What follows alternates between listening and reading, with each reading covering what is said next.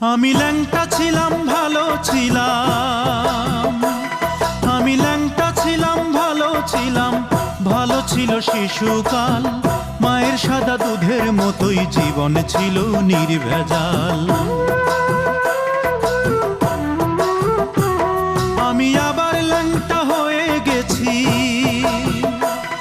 আমি আবার ল্যাংটা হয়ে গেছি। 10 জনারে খবর দে, মায়ের কবর যেখানেতেই সেইখানেতেই কবর দে। মায়ের কবর যেখানেতেই সেইখানেতেই কবর দে। আমি ল্যাংটা ছিলাম, ভালো ছিলাম। আমি ল্যাংটা ছিলাম, ভালো ছিলাম।